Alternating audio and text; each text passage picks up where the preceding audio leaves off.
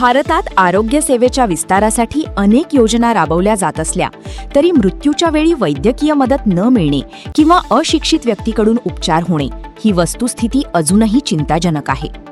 राष्ट्रीय सर्वेक्षणानुसार भारतात दरवर्षी सुमारे 40 लाख नागरिक असे मृत्युमुखी पडतात की ज्यांना अखेरच्या क्षणी प्रशिक्षित डॉक्टरांची मदत मिळत नाही.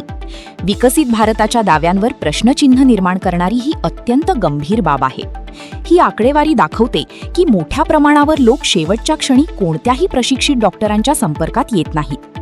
ही केवळ आरोग्य व्यवस्थेची त्रुटी नसून सामाजिक, आर्थिक आणि प्रशासकीय अपयशाचीही जाणीव करून देणारी बाब आहे.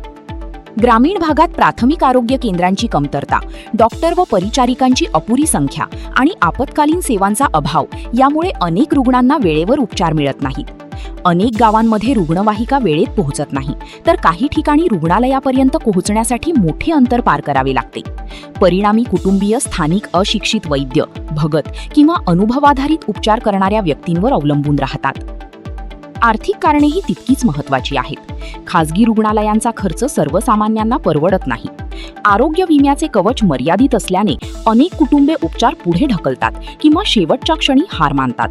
त्यातच वृद्धत्व, दीर्घकालीन आजार आणि आरोग्याविषयीची अपुरी जनजागृती यामुळे परिस्थिती अधिक गंभीर होते. या समस्येवर उपाय म्हणून केवळ रुग्णालये उभारणे पुरेसे नाही. प्राथमिक आरोग्य व्यवस्था मजबूत करणे, गाव पातळीवर प्रशिक्षित आरोग्य सेवकांची संख्या वाढवणे, आपत्कालीन वैद्यकीय सेवा सुलभ करणे आणि सर्वांसाठी परवडणारे आरोग्य विमा कवच उपलब्ध करणे आवश्यक आहे.